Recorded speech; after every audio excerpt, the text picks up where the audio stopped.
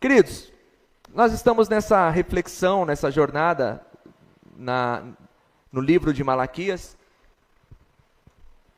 Uma curiosidade, não sei se vai mudar a sua vida, eu acredito que não vai mudar a sua vida, mas como nós temos muitos pregadores aqui, muitos evangelistas aqui, muitas pessoas que compartilham a palavra do Senhor, um fato interessante que Malaquias, não só Malaquias, mas tudo o que é do Antigo Testamento, nós não falamos carta, nós falamos livros. O Antigo Testamento, você fala, abra no livro de Malaquias. Quando é Novo Testamento, é carta, epístola, carta. Então a gente fala, abra na carta de Paulo aos Efésios. E nem todas as cartas foi Paulo que escreveu, então tome cuidado, né? Abra na carta de Paulo em 1 Tiago. Não dá. E Tiago capítulo 1. Não. Então, Novo Testamento, cartas. Antigo Testamento, livros. E a gente está nesse livro pequenininho, com 4 capítulos, mas que tem falado grandemente, fortemente aos nossos corações nesses últimos dias. Então eu convido você a abrir a sua Bíblia comigo, no livro do profeta Malaquias, no capítulo de número 2, nós vamos ler a partir do versículo de número 17. Malaquias 2, 17. E eu gostaria de já informar para vocês, nós vamos dividir isso aqui em 2 partes, essa mensagem ela vai ter 2 partes. A primeira parte do capítulo 2, 17 até o capítulo 3, 5, depois a gente vai vir com 3, 6 até o 15. E eu peço que o Senhor ministre as nossas vidas e os nossos corações essa noite, amém? Você pode abrir sua Bíblia aí? Malaquias capítulo 2, versículo de número 17, diz assim, olha só. Vocês cansaram o Senhor com as suas palavras. De que maneira cansamos? Vocês perguntam. Vocês o cansaram, dizendo que todos os que praticam o mal são bons aos olhos do Senhor, e o que Ele se agrada deles. E também ao perguntar, aonde está o Deus da justiça? Vejam, envio o meu mensageiro, ou em algumas traduções, o meu anjo, que preparará o caminho diante de mim. Então, de repente, o Senhor a quem vocês buscam, virá ao seu templo. O mensageiro da aliança por quem vocês anseiam, certamente virá, diz o Senhor dos Exércitos. Mas quem poderá suportar quando ele vier? Quem permanecerá em pé em sua presença quando ele aparecer? Pois ele será como fogo ardente que refina o metal, como sabão forte que branqueia as roupas, o veniche do céu, oh aleluia. Ele se sentará como refinador de prata e queimará toda a impureza. Purificará os levitas e os refinará como ouro e prata, para que voltem a oferecer sacrifícios aceitáveis ao Senhor.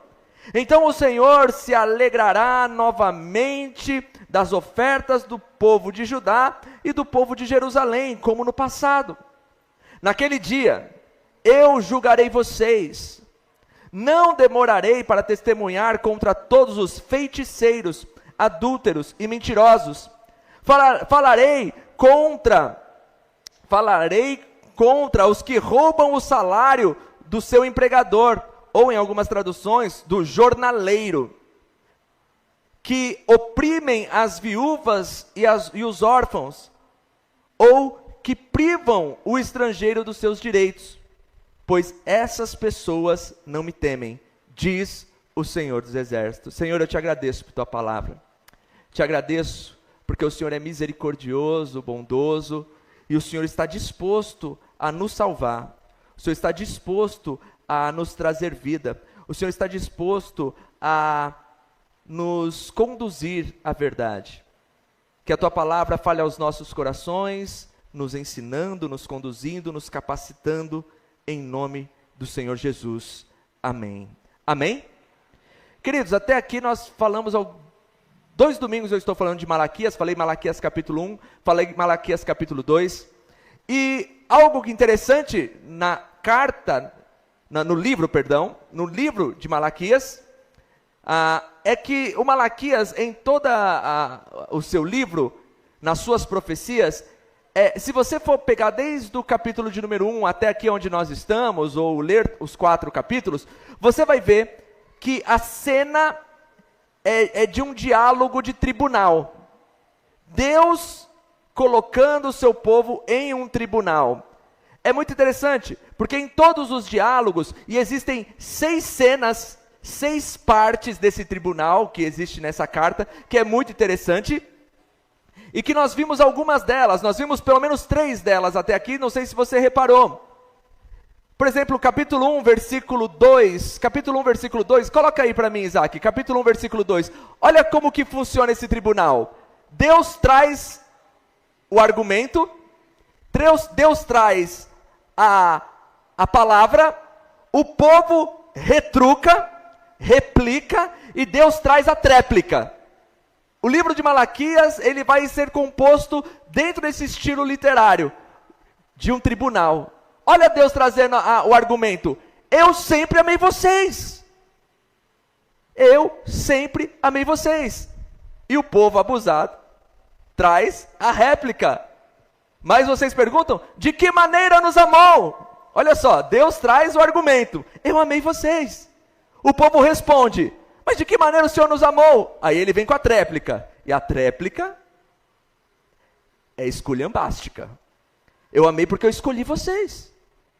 E ele vem falando sobre isso. Então, existe essa divisão, aí nessa primeira parte, onde Deus fala que ele amou o povo.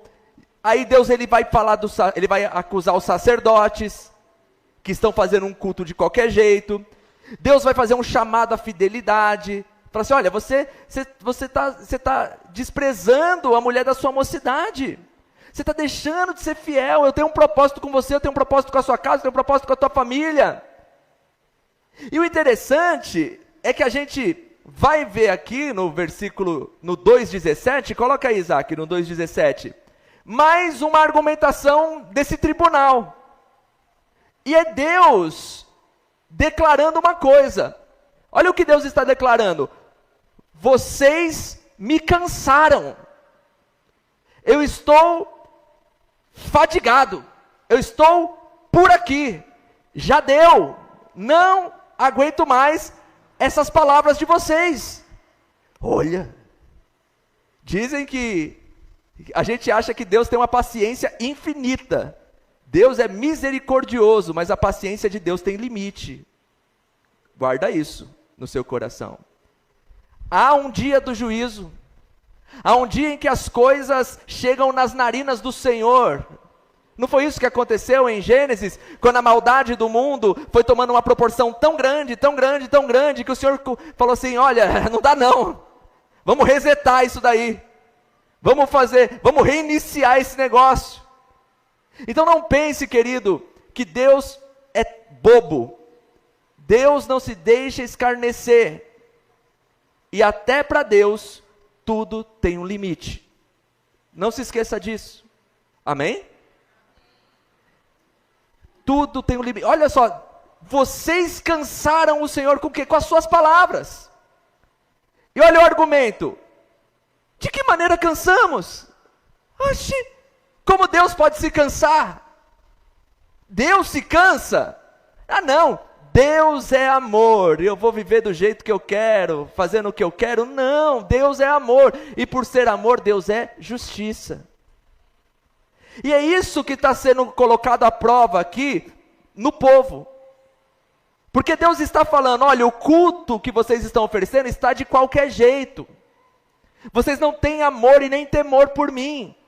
Isso está refletindo na família de vocês. Vocês não têm mais zelo pela casa de vocês. Vocês não amam os filhos de vocês. Vocês não amam as esposas de vocês. Vocês não têm compromisso com quem vocês deveriam cuidar. Porque isso tudo está surgindo no meu altar. O desleixo comigo está refletindo um desleixo na sua vida moral e familiar. Olha que coisa forte. E aí ele vai dizer... E ele já emenda nisso. Vocês cansaram o Senhor. Mas com que cansamos? Vocês perguntam. vocês cansaram dizendo que todos que praticam o mal são bons aos olhos do Senhor, e que Ele se agrada deles. E também pergunta, aonde está o Deus de justiça? Irmão, isso é muito forte. As pessoas nesse contexto estavam vendo a miséria, estavam vendo a desonestidade, estavam sendo oprimidos, estavam minguando, e estavam dizendo, do que adianta servir Deus? Parece que os maus prosperam. E nessa época de internet, de TikToks, de Instagrams, de ostentação, a gente vai vendo lá, olha lá, gente, para tudo. Como os nossos valores estão deturpados. Como os nossos valores estão deturpados. A gente aplaude ladrão. A gente acha bonito vida de ostentação e de promiscuidade, só por causa de dinheiro e de fama. E parece que servir, é claro que servir ao Senhor, é claro que você ter uma conta no seu Instagram, e se você, mocinha, não mostrar o decote, não sacudir a jaca, você não vai ter like, e fique sem like. É melhor que fique. É melhor do que fique, do que se vender. Não, mas olha, quem faz isso tem. E a gente vai vivendo uma vida de ostentação, onde a gente olha o lucro do mal, ou o suposto lucro do mal. A ostentação dos recursos que o mal traz. E inveja. E diz, não adianta fazer o bem. Para quê? Para que eu vou servir a Deus? Para que eu vou adorar ao Senhor? Para que eu vou privar os meus desejos, se agora é proibido proibir, e eu quero viver o que eu estou sentindo? Essa é a argumentação que esse povo está falando para Deus. Eles estão dizendo, olha, parece que Deus aprova a maldade, porque eu faço o que é certo, eu faço o que é bom, eu faço certinho os rituais que Deus almeja, mas parece que as coisas não dão certo para mim, só dá certo para o ruim. E fato, irmão, que se você for olhar para o pilantra, vai bater uma invejazinha. Porque você vai olhar e fala assim, poxa, vim para a igreja, ensaiei, toquei, estou aqui, coisa e tal. Aí você vai chegar em casa, você vai abrir, folhear o seu Instagram, aí está lá o safado, adúltero do seu amigo, na praia, na beira daquela água cristalina. E você fala, oxa, e eu aqui, hein? Que coisa. Você vai sentir inveja. Você vai ver o ímpio com um carro bonitão, ostentando. Você vai ver o jovem do mundo, cada final de semana, com várias mulheres, e você aí, às vezes, sozinho ainda. E ainda sozinho, esperando no Senhor. Ô dó. Eu não fiz referência a você não, Alisson, pelo amor de Deus. Vou te expor aqui desse jeito, está louco? E você esperando no Senhor. Só que, irmãos, você não foi chamado para olhar e ter a sua vida comparada com pessoas mundanas que só vão ter a vida limitada a isso. Você foi convidado para olhar para Jesus Cristo, irmão. Que tem vida e vida em abundância. Carro não traz salvação e felicidade para ninguém. Sexo à la vontade não traz satisfação e vida para ninguém. Promiscuidade não traz satisfação e vida para ninguém. Likes e mais likes não traz satisfação e vida para ninguém. Porque senão o número de suicídios não estava alto como está.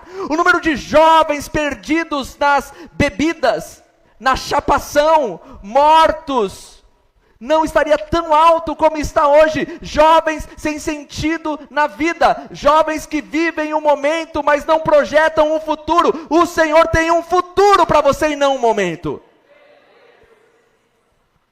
Essa é a argumentação daquele povo. Dói olhar o ímpio se dar bem. Então eu posso dar uma dica para você?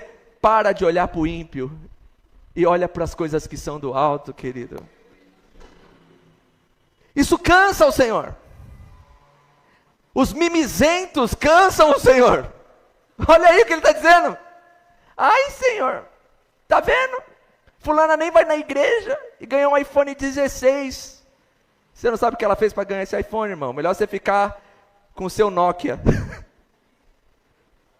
Fica com o seu telefonezinho. Se for para falar no orelhão, fica com ele.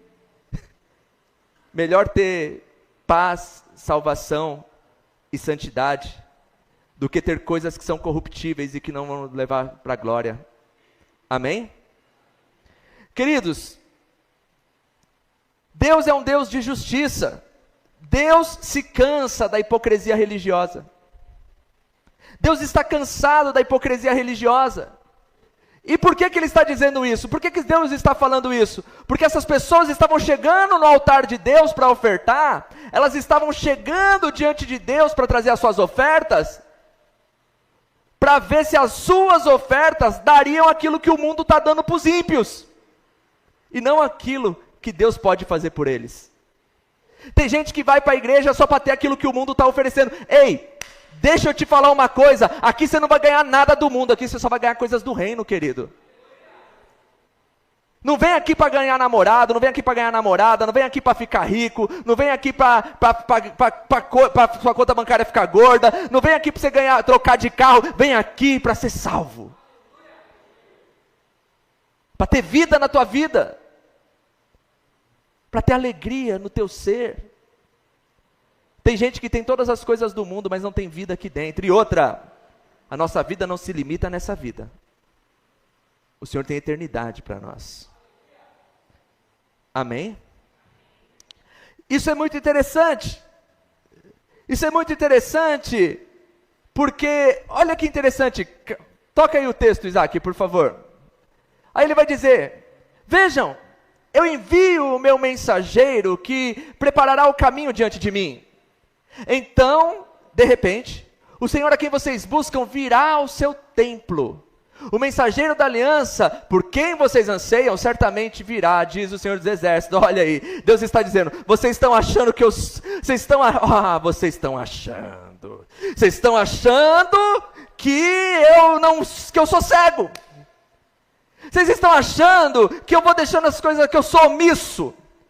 Vocês estão achando, às vezes, olha, deixa eu falar uma coisa, às vezes a gente acha que Deus é procrastinador. Ai, pastor, que palavra horrível. Procrastinador, sabe o que é procrastinador? Aquele que empurra com a barriga. Tipo o seu marido, sabe? Amor, troca o chuveiro. Eu troco.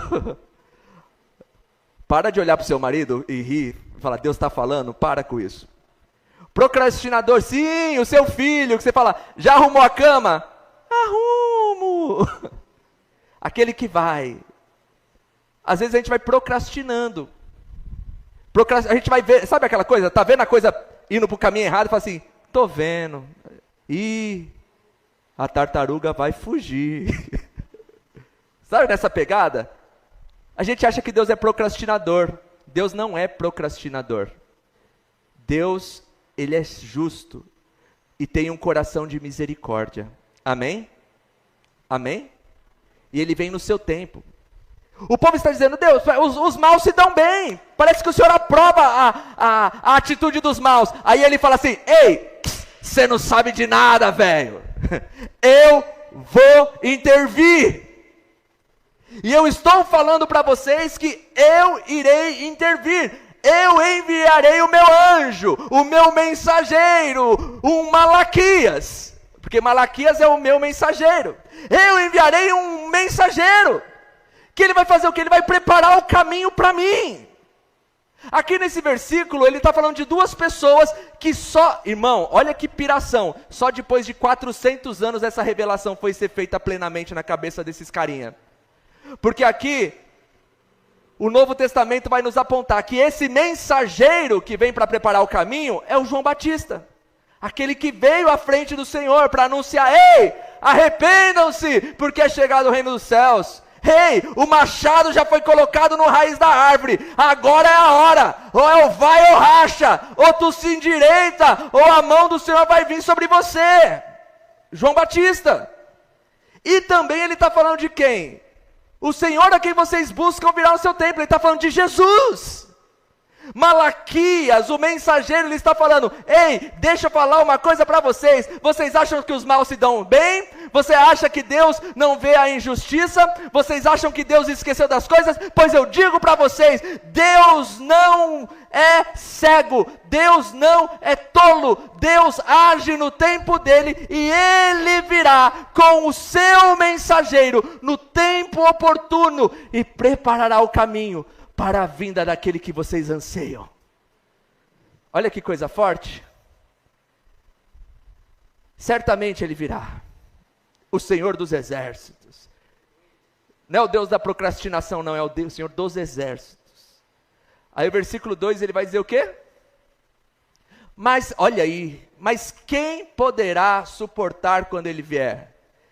Quem permanecerá de pé na sua presença quando ele aparecer? Pois ele será como fogo ardente que refina o metal e como forte sabão que branqueia as roupas. Irmão, sabe qual é o nosso problema? Eu falei um pouco disso semana passada. Esse povo, o povo do Senhor, eles estavam reclamando, dizendo: olha, parece que Deus não vê a injustiça. Olha só, tá vendo porque eu tô vivendo isso? Tá vendo porque eu tô vivendo desse jeito? Porque tem gente me oprimindo. Olha, tá vendo ali o fulano? Olha, pecador safado, tá se dando bem, ó. O outro pecador, adúltero, e ainda consegue trocar de carro. Olha, o outro conseguiu um emprego. Olha, o outro, e vai tendo essas comparações, e a sua vida vai ficando chata, triste, desgostosa, sem graça. E Deus, e a gente tem essa ideia de que a nossa vida não é boa por causa que o outro tem uma vida boa. Já parou para pensar nisso? Por que você vive desse jeito? Ah, porque, ó, tá vendo? Ó fulano, ó meu vizinho. E fica fazendo essas comparações com os outros, em vez de viver sua própria vida. Olha que coisa profunda que o Senhor diz aqui em Malaquias. O Senhor, ele virá, não para purificar os outros, mas o Senhor virá para purificar os seus. Ele virá para limpar a roupa do cesto de roupa suja da casa dele, da casa de Israel. Quem suportará a vinda do Senhor? Ai, Senhor, faz justiça. Quem aqui não quer justiça? Eu quero justiça. Quem aqui não quer que o Senhor venha e acabe com a impiedade? Eu quero, mas o Senhor está dizendo: ei, vocês querem que eu acabe com a impiedade? Mas a impiedade está no meio de vocês. Vocês querem que eu seja justo? Eu serei justo, mas vocês são injustos. Quem suportará essa palavra? Vocês querem que Deus haja? Tudo bem, haja agora, Senhor, mas Ele tem que agir no meio do seu povo, porque a limpeza, a purificação, a santificação tem que começar de dentro para fora. Amém? Você está entendendo o que eu estou falando? Eu falando o que o texto está dizendo? Quem vai suportar? Vocês estão reclamando dos ímpios, que os ímpios prosperam. Vocês estão reclamando que eu faço vista grossa para o mal, mas vocês não estão percebendo que vocês são maus. E eu enviarei a solução para a maldade do seu coração. Aleluia? Olha o versículo de número 3. Ele se sentará como um refinador da prata e queimará toda a impureza. Purificará os levitas e os refinará como ouro e prata, para que voltem a oferecer sacrifícios aceitáveis ao Senhor. Quem será purificado pelo fogo do Senhor? Nesse contexto, o pecador? O seu povo. Dói, né? Já reparou que crente nasceu para sofrer? Vamos ser sinceros, só está nós aqui. Crente nasceu para sofrer.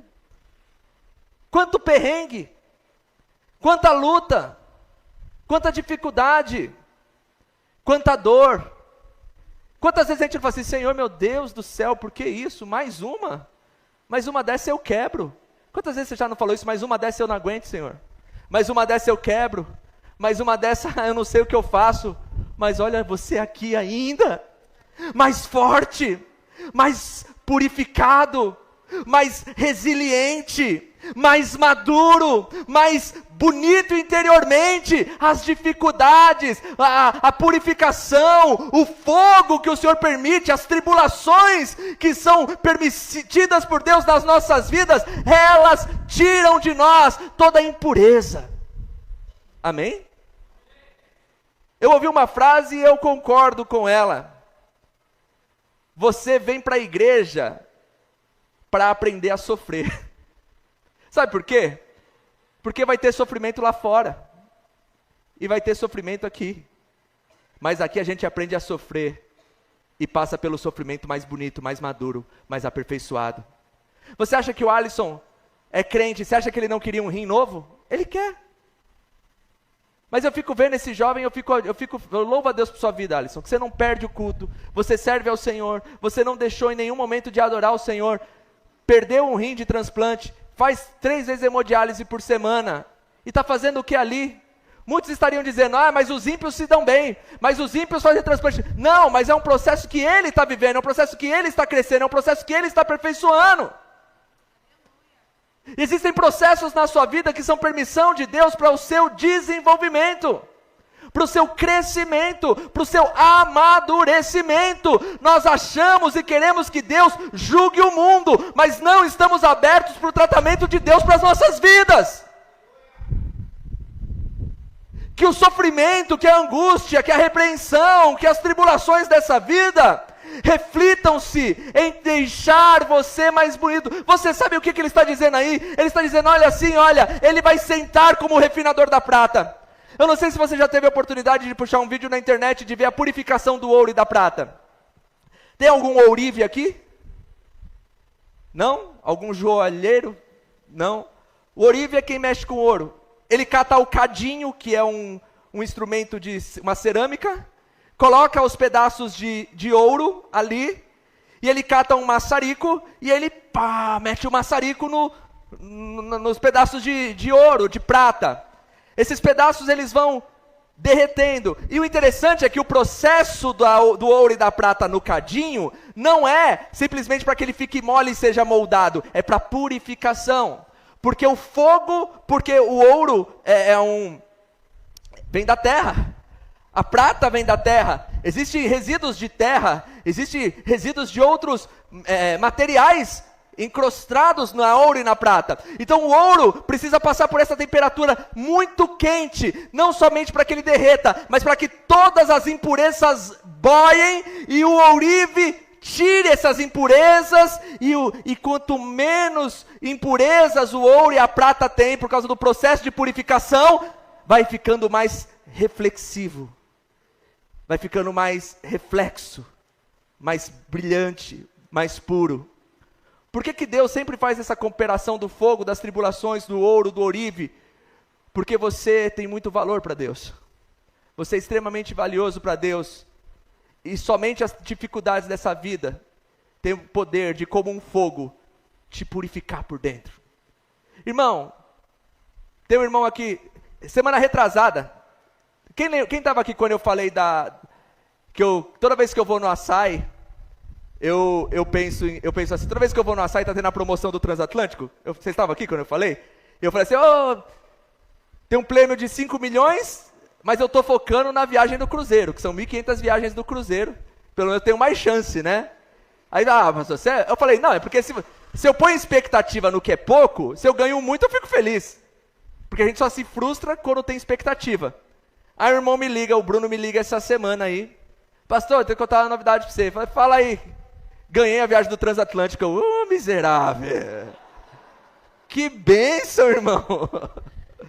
Aí o Bruno ganhou a viagem aí do Transatlântico aí, do açaí. Uhul. Pastor, você é uma bênção. Você falou, eu ganhei. Eu falei, e eu não ganhei? Meu Deus do céu. Mas por que eu estou usando esse exemplo? Viagem de Transatlântico, ganhar o carro na rifa, ganhar aumento de salário, vai mudar a sua história? Vai mudar o seu caráter? Dinheiro, prêmios, bem-estar, muda? Irmão, nada como uma dificuldade para mudar quem a gente é. Porque, primeiro, a dificuldade nos nivela. a gente se torna mais humilde. Ali, talvez na hemodiálise com Alisson, deve ter empresário. Outro dia eu estava falando de um empresário que estava lá, dono de um monte de loja de salgado. Tem gente mais nova, tem gente mais velha, tem um monte de tipo de gente. Todo mundo dependendo do mesmo procedimento. Você já foi numa UTI? Vá visitar uma UTI. Não como se fosse um zoológico, pelo amor de Deus. Olha a UTI, aquele ali está infarto. Não. Vá orar com alguém. Na UTI são pessoas dependentes de um cuidado de extrema observação contínua. Vá. Você vai ver que ali não tem RGs, carros e nem estacionamento. A única coisa que tem estacionada são as camas nos aparelhos que vão manter aquela pessoa viva. As dificuldades têm a capacidade de gerar humildade e transformar o nosso caráter. O Senhor, Ele vem, não só simplesmente, quando Ele diz que Ele vem para primeiro purificar os seus. Sabe por quê? Hebreus 12, 5, não precisa colocar, diz que como um pai ama o filho, o Senhor, Ele cuida, Ele castiga, Ele exorta aquele que Ele ama. Deus, sabe o que me faz mais acreditar em Deus, num Deus de justiça? É textos como esse de Malaquias, que em vez de condenar o mundo, começa com a limpeza dentro de nós mesmos. Em vez de querer que o mundo queime no inferno, como muitas perspectivas bíblicas trazem, bíblicas não, perspectivas religiosas trazem, de levar todo mundo para o inferno enquanto a igreja está de boa, não, ele começa falando, vocês precisam ser purificados. A limpeza começa dentro de casa. O Vênus vai rolar, mas vai começar aqui, amém? Aleluia! E aí ele vai dizendo assim, versículo de número, adianta Isaac. Então o Senhor se agradará novamente das ofertas do seu povo. Quer ver, o Senhor Ele quer nos purificar para Ele mesmo. Olha que coisa linda. Senhor, deixa eu falar uma coisa para você. Deus não quer te descartar, querido. Ele não quer te descartar. A gente erra. E Ele ainda quer nos salvar. Aleluia! Não importa para onde você foi, não importa o que você fez, Ele ainda quer te purificar para quem? Para Ele mesmo. Efésios capítulo de número 5, quando vai fazer a comparação de Cristo com a igreja, ele vai dizer que Cristo morreu para santificar, purificar a igreja para Ele mesmo. Quer dizer, a igreja era como se fosse uma noiva esculhambada. O noivo era santo. Aí ele fala assim, não, eu comprei, morri e santifiquei. Para quem? Para mim mesmo. Deus quer fazer todo um processo de te restaurar, te purificar, te santificar para Ele mesmo, para o louvor e glória dEle. Aleluia! Versículo 5 diz como? Naquele dia eu julgarei vocês, não demorarei para testemunhar contra todos os feiticeiros, adúlteros e mentirosos. Falarei contra aqueles que roubaram o salário dos seus empregados, que oprimem as viúvas dos órfãos, ou que privam o estrangeiro do seu direito, pois essas pessoas não me temem, diz o Senhor dos Exércitos. Essa parte é muito forte. Deus está dizendo, eu virei. Vocês estão dizendo que eu não julgo o mal? Eu julgarei o mal, mas começarei a julgar o mal que está em vocês. Por isso, talvez na oração do Pai Nosso, nós falamos, livrai-nos do... Não é livrai-nos do mal, livrai-nos do mal. A gente fala livrai-nos do mal que está fora. Mas e o mal que está aqui? A purificação, transformação. Aí, olha o que o Senhor está falando. Ele está testemunhando contra o seu povo de novo. Por quê? Porque ele está dizendo aqui, eu não demorarei, eu vou testemunhar contra. Eu sou o juiz e sou a testemunha da acusação. Eu sou testemunha de acusação e eu vou testemunhar contra os feiticeiros. Aí os crentes vai falar assim, os macumbeiros, falei, esse negócio de macumba não é de Deus, meu Deus vai vir e vai pegar os macumbeiros, tá vendo? Os adúlteros, falando, esse negócio de ser raparigueiro não tá dando certo. Os mentirosos, aí a gente fala, mentiroso eu dou umas mentiradinhas de vez em quando. Só que aí ele continua. Aqueles que não valorizam e desprezam e furtam e negam e sonegam o salário dos seus empregados. E aí? Você pode nunca ter matado uma galinha preta na encruzilhada, mas de repente você pode ser um péssimo patrão. E aí? Aqueles que oprimem a viúva e o órfão, aqueles que deveríamos cuidar. A classe mais vulnerável da sociedade ao qual nós deveríamos atender e assistir. Aqueles que desprezam o direito do estrangeiro. Sabe, antes de sair de casa eu fiz uma pesquisa rápida. Nós somos 2023, o censo de 2023 apontou que somos cerca de 215 milhões de brasileiros. Cerca de 215 milhões de brasileiros. Uma outra pesquisa feita em 2023 apontou que 70% da população brasileira se declara cristã. E só 5% se declara de religiões, de outras religiões, assim, no aspecto espírita ou coisa e tal. Religiões afros e coisa e tal. Então quer dizer que a acusação de Deus há 1.400 anos atrás ainda reverbera nas nossas vidas. Sabe por quê? Porque a gente acha que é só o macumbeiro, a gente acha que é só o adúltero, que é só o mentiroso que o Senhor vai acertar as contas.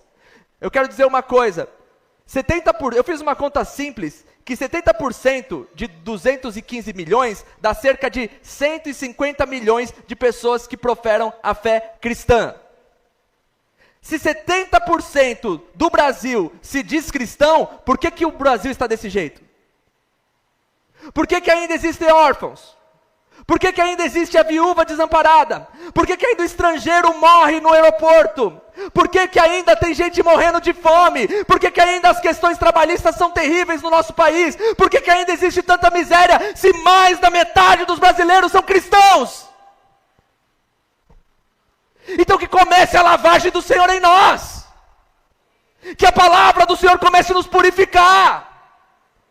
Porque isso não está no Antigo Testamento, isso é a mensagem profética, o mensageiro, o Malaquias, o João Batista e todas as outras gerações tiveram um mensageiro de Deus apontando o pecado, para que pudéssemos nos converter. E hoje, a gente precisa entender isso. Se 70% da população brasileira é cristã, por que a nossa justiça social é tão precária?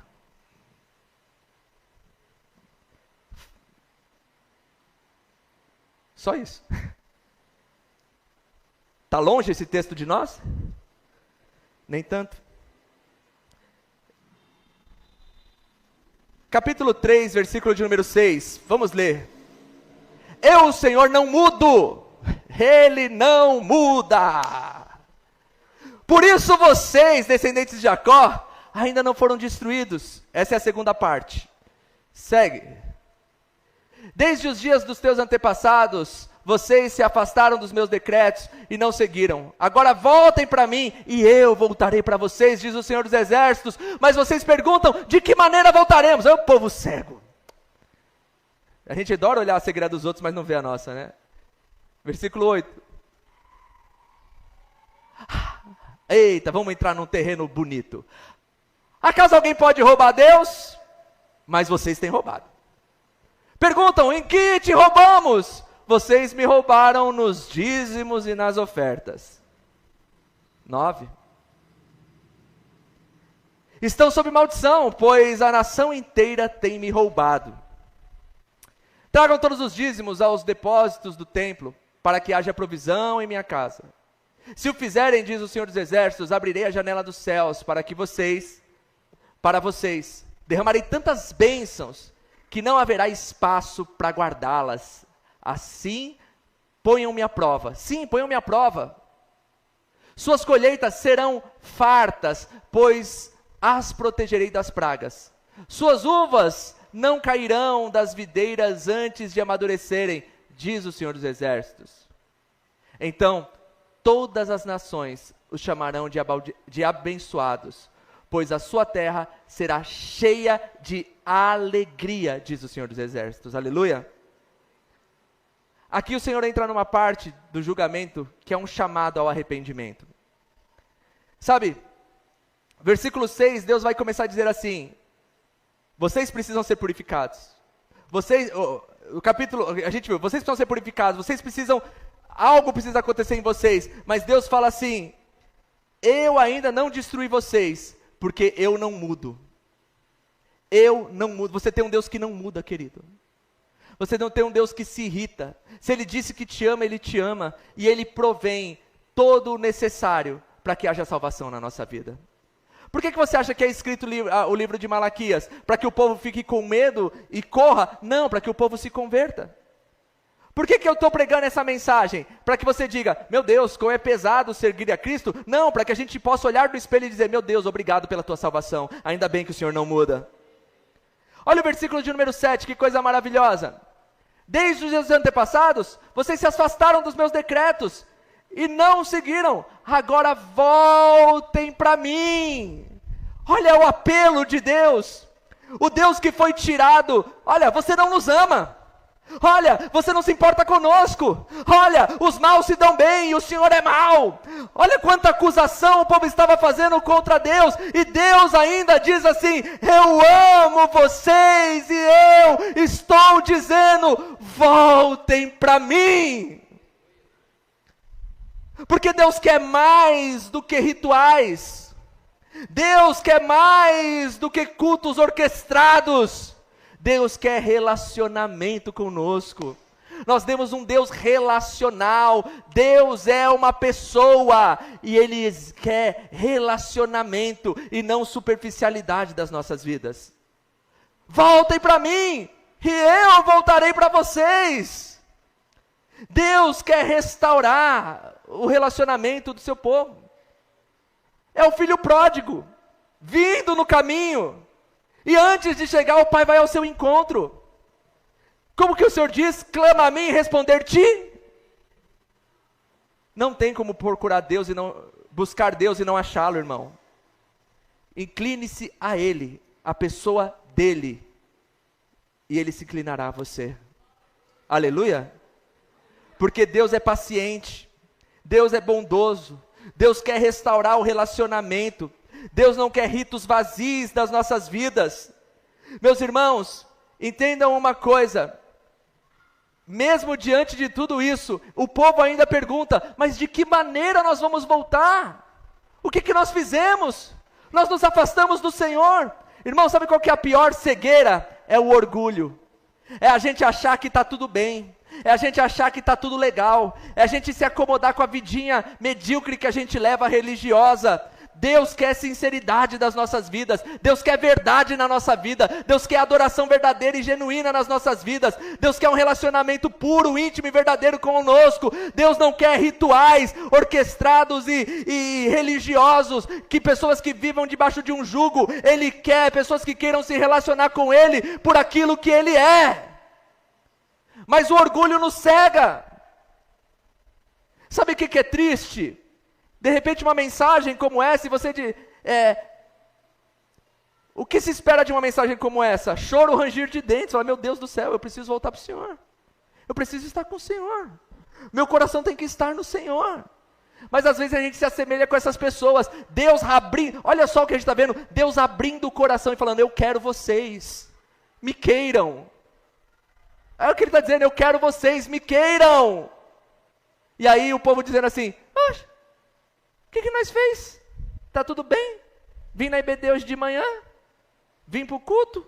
Quer mais o que de mim? Deus quer o seu coração. Deus quer o seu coração. Mais do que tudo. Ele não quer as suas mãos, Ele quer o seu coração. Olha o versículo de número 8, o que Ele vai dizer? Tá bom, vocês querem... Aí Deus vai falar assim, tá bom, vocês estão questionando, vocês estão achando que está tudo bem? Eu vou dar um exemplo para vocês entender que vocês estão distante de mim. Aonde está o dinheiro de vocês? Porque aonde está o seu dinheiro, ali também está o seu coração. Simples assim. Aonde está o seu dinheiro, ali está o seu coração.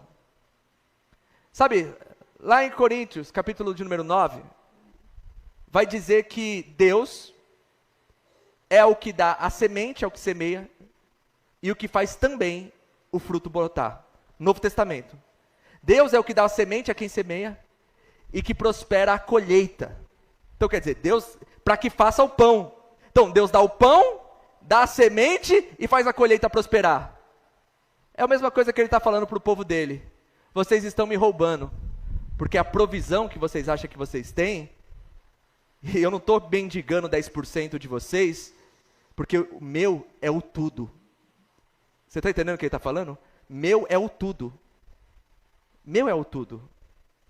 Então rouba, porque não é, a ideia que ele está trazendo é que eu dou o tudo, e vocês são incapazes de cumprir um acordo que eu fiz com vocês, de dar uma porcentagem desse tudo que eu dou, para que haja mantimento em minha casa, para que haja sustento em minha casa. Desde antes da lei, Deus estabeleceu as contribuições e a voluntariedade de um coração proporcional para o sustento. Abraão deu dízimo a Melquisedeque. Jesus não era da tribo de Levi, era? Não, Jesus era um sacerdote da ordem de Melquisedeque. Então se Abraão entregou dízimo para Melquisedeque, nós devemos entregar nossas contribuições para Jesus, porque Jesus está além da lei. Olha o que o texto está dizendo. Irmão, óbvio que Jesus rompe o legalismo. Entenda o que eu vou dizer, e eu vou dizer isso só uma vez. Não existe legalismo de dizer que o dízimo vai te amaldiçoar ou vai te amaldiçoar, porque o dízimo ficou no Antigo Testamento. Nós não cremos no dízimo. Eu não acredito na ideia de que o Novo Testamento traz a obrigatoriedade do aspecto legalista religioso do dízimo. Mas eu não nego que o dízimo é um método, entenda, método, proporcionalidade para as nossas vidas, como contribuintes. Dízimo para nós não é lei, é método. Porque tanto no Antigo como no Novo, nós contribuímos proporcionalmente àquilo que Deus tem feito em nossas vidas. Amém? Não é a lei, mas é o método que adotamos. E se falamos dízimo, pouco importa, pode ser dízimo, contribuição mensal, é a proporcionalidade. E o Deus estabeleceu os 10% porque é justo, é bom. E é isso, e ponto final. Está na Bíblia. E é assim que a igreja sobrevive.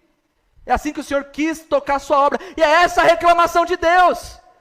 Eu instituí uma obra. E vocês são os mantenedores dessa obra. E quem quer participar disso e não entende isso, está me roubando. É o que ele está dizendo, ele está chamando de roubador. Por quê? Porque Deus deu tudo. É isso. Eu não estou falando isso para aumentar as contribuições aqui, nem faz cara feia pelo amor de Deus, senão a gente, não é isso. Eu estou lendo Malaquias. Amém? Porque você pode dizer até, não, mas aí é a lei. Tá, coloca Mateus 23, 23, Isaac, por favor. Jesus falando com os fariseuzinhos. Mateus 23, 23. Que aflição os espera, mestres da lei e fariseus, hipócritas. Tenham cuidado de dar o dízimo da hortelã, do endro e do cumil. Quer dizer, vocês dão os dízimos das hortaliças ali. Aqui é 10% do Senhor, e coisa tal, fazem isso, parabéns. Mas negligenciam os aspectos mais importantes de quê? Da lei. Aí ele fala do quê da lei? Justiça, misericórdia e fé. Justiça, misericórdia e fé faz parte da lei. Aí a gente fica com essa história de que é lei, não é lei, que é lei. Só vai falar que é lei ou não é lei para dízimo. E justiça, misericórdia e fé? Jesus não aboliu isso, aboliu? Aboliu? Aboliu? Então contribua proporcionalmente. Não pela lei, mas pela consciência. Amém? Glória a Deus. Porque a justiça, a fé, a misericórdia não foi abolida. E na boa, só vai reclamar de dízimo quem não dizima. Porque quem dizima já entendeu isso. E ponto final. Aí, o que ele vai dizer? Versículo de número 8. Malaquias 3:8. 9. Sob maldição e sois amaldiçoada a nação inteira. tragam todos os dízimos aos depósitos do templo, para que haja provisão em minha casa. Se fizerem, diz o Senhor dos Exércitos, abrirei a janela dos céus, derrubarei tantas bênçãos. Sabe, irmão, na boa, como eu disse, a sua carteira segue seu coração. É fato. É o que o Senhor está dizendo. E o que Ele está querendo dizer aí, na verdade, é o seguinte: o coração de vocês está distante de mim, porque a minha casa está padecendo. O reflexo de Deus estar acusando esse povo, é porque os levitas estavam tendo que trabalhar agora. E pelo amor de Deus, não diz assim, o pastor Rodrigo quer viver da igreja. Não é isso. Não estou dizendo isso. Eu estou dizendo do aspecto do coração. Aonde o meu coração está, ali estará o meu bolso. Jesus chama o dinheiro de mamon, uma entidade que domina o coração e o interesse das pessoas. Aí, olha, eu vou falar uma coisa para você. Faz 14 anos que eu estou nesse negócio de igreja como pastor. Eu nunca vi um dizimista mendigar o pão. Nunca vi. Passa aperto, passa perrengue, passa dificuldade que tribula e tudo. Mas mendigar o pão? Que dia que você mendigou o pão na sua vida? E quanta coisa você já passou nessa sua vida? Já chegou lá embaixo e um estreito do estreito, mas ficar sem pão em casa? Nunca. Nunca. O Senhor prospera.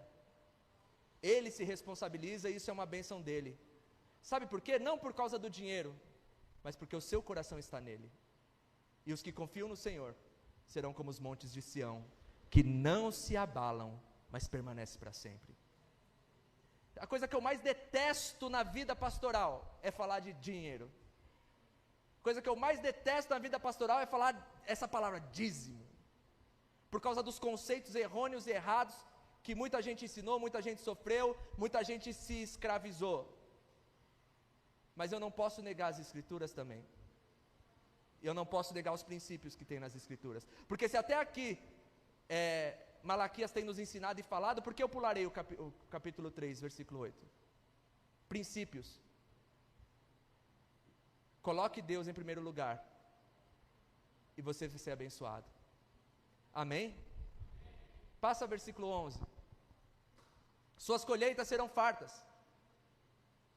protegerei das pragas, suas uvas não cairão, as videiras antes de amadurecerem. Sabe, irmão, aqueles testemunhozinhos que o pessoal gosta, mas esse aqui é sério. Minha sogra Peta morava em Bugaçu. Bugaçu é longe, irmão, para nós é longe. Você já foi lá, né, Rodrigo? É longe. Quando você acha que é longe, é um pouco mais. E eu tinha eu tinha vendido a Doblô, estava sem dinheiro, vendi a Doblô, comprei o Sandero. Lembra do Sandero? Eu só tinha aquele dinheiro, 12 mil. Os caras estavam pedindo 16. Eu falei, cara, eu só tenho isso. Eu não estou menosprezando o seu carro, mas eu só tenho esse dinheiro.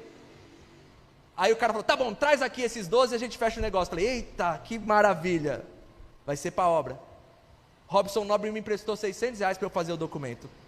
Robson Nobre me emprestou. Liguei para o Robson, cara, eu não estou mendigando pão. Estou pedindo auxílio para um irmão, amém? Que a gente tem que quebrar esses orgulhos. Tem muita gente orgulhosa no meio do povo de Deus. Muita gente que está precisando e tem bênçãos retidas por causa do orgulho. Dinheiro fala de muita coisa. Peguei esse carro. Às vezes eu tinha que fazer o cálculo de gasolina para ir visitar a Peta. A gente só ia na graça. Teve um dia que eu cheguei em Bugaçu, Dani. Daniel é mecânico. Eu estou olhando para o Daniel porque o Daniel é mecânico, especializado em carro. Né? Eu cheguei em Bugaçu, meu cunhado, o Rogério, eu fui mostrar o carro para ele. Eu abri o capô do carro e fui mostrar o carro para ele.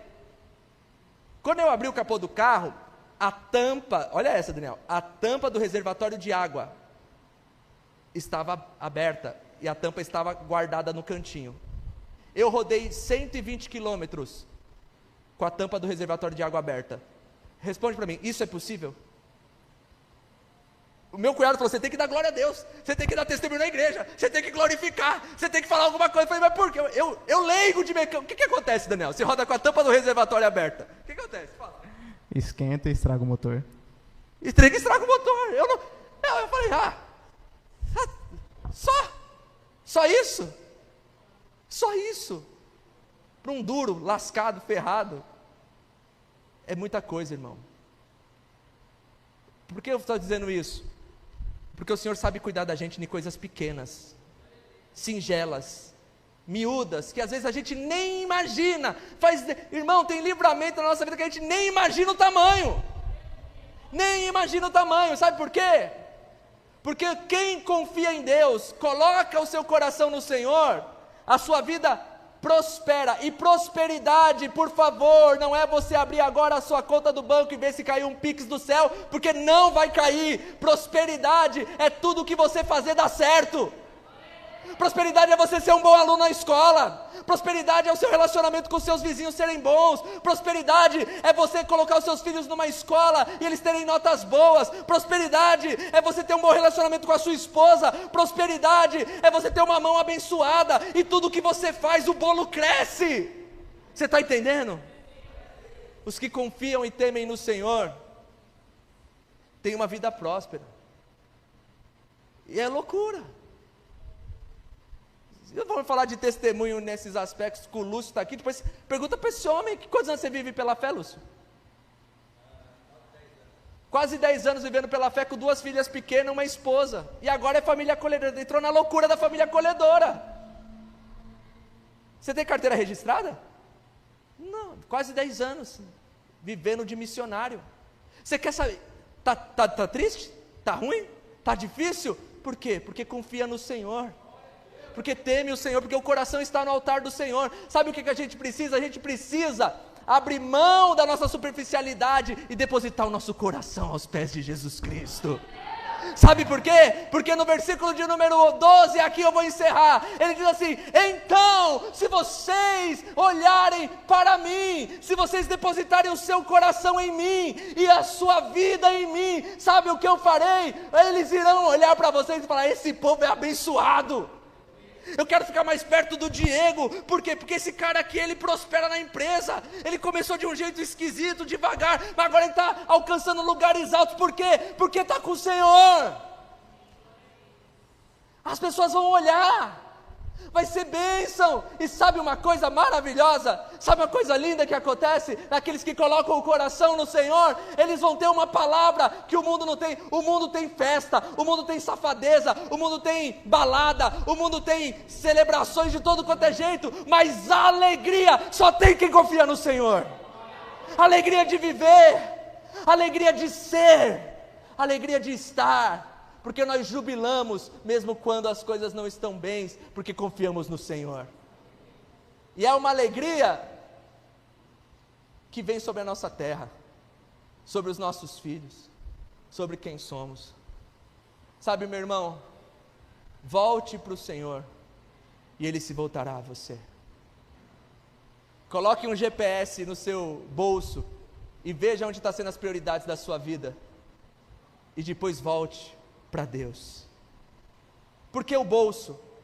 Porque nada incomoda mais a gente do que o bolso. O bolso mexe com o nosso casamento, o bolso mexe com o nosso temperamento, o bolso não nos deixa dormir, o bolso nos preocupa. O que vamos fazer? Confia no Senhor, porque você não serve ao dinheiro, você serve a Deus. Um Deus que se inclina a você e fala assim: volte a mim e eu voltarei a vocês. Você vê que em todo esse princípio, eu espero que ninguém aqui tenha entendido errado. O que eu quis dizer em tudo isso é que Deus quer mais o seu coração do que o seu dinheiro. Aleluia! Porque dinheiro sem coração não adianta. E nada muda do princípio do Novo Testamento, aquilo que Ele propôs no seu coração. Porque Deus primeiro, antes de pedir o dinheiro, Ele diz: volte para mim. Você está entendendo? Antes de Deus pedir o dinheiro, Ele fala: volte para mim.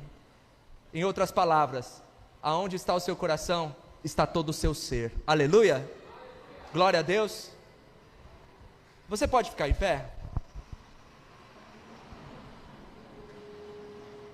Queridos, eu sei que foi um pouco longo, mas a gente vai encerrar isso tudo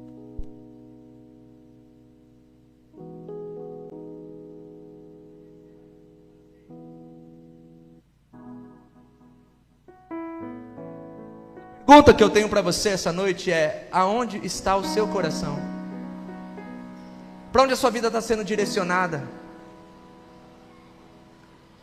Parece brincadeira, ou parece, para quem não me conhece, algum visitante de repente que não me conhece, pode estar falando: ih, olha lá, mais um pastor que fala de dinheiro. Mas quem é de casa sabe do que a gente está falando aqui, amém? Dinheiro não é nada. Mas eu quero dizer uma coisa para você: quanto mais você vai gastar dinheiro com pornografia, porque por mais que seja em muitas de graça, tem muita gente que paga. Quanto mais a Shopee vai levar seu dinheiro, quanto mais o Mercado Livre vai levar o seu dinheiro, quanto mais jogos de videogame, quanto mais sapatos, quanto mais coisas. Alguns só ficam saciados só de abrir o aplicativo e ver: olha quanto zero eu tenho, olha quanto zero eu tenho aqui. Zero depois de um número, né? Zero depois de um número. E se contentam e se gabam em juntar zeros. Sabe, aquele meu amigo que morreu semana passada, ele tinha um sonho, e ele compartilhava o sonho dele comigo, e eu dava risada. Sabe qual era o sonho do meu amigo? Ele falava assim para mim: Salsicha, sabe o que eu quero? Eu quero quebrar o paradigma, porque o meu sonho é ser podre de rico. O sonho do meu amigo era ser podre de rico. Não sei porquê. Ele vivia bem, mas o sonho dele era ser podre de rico. Infelizmente ele morreu podre, interiormente, fisicamente, com câncer no intestino, infecção generalizada, e o seu coração morto. Enquanto a sua carne estava podre, a sua alma estava salva e limpa em Cristo Jesus. E ele descobriu que melhor do que ser podre de rico é ser lavado pelo sangue do Cordeiro. Melhor do que ser podre de rico é ser limpo pela palavra do Senhor. Melhor do que ser podre de rico é ser salvo pelo sangue de Jesus, que salva a gente, que salva a nossa casa, salva a nossa família, salva a nossa vida, e que traz, mesmo em meio às tribulações, traz para as nossas vidas prosperidade. Então eu faço o apelo do Senhor: volte seu coração a Deus, e Ele voltará a você, em nome de Jesus. Fecha os teus olhos. Jesus, eu te agradeço por sua misericórdia e graça, eu te agradeço por tua palavra. Senhor, o Senhor sabe que eu, como homem, às vezes eu pularia algumas coisas, não falaria algumas coisas, mas é o seu agir em nós, a tua palavra que nos purifica e salva, a tua palavra que nos transborda, nos enche. Perdoa as nossas falhas, que possamos voltar os nossos corações ao Senhor, voltarmos ao Senhor, e o Senhor se voltará a nós. Entrego tudo que sou, tudo que tenho nas suas mãos, Pai. Lava-me, purifica-me, encha-me, é o que eu te peço, em nome de Jesus. Amém e amém. Louvado seja o nome do Senhor, bendito seja o nome do Senhor. Aleluia.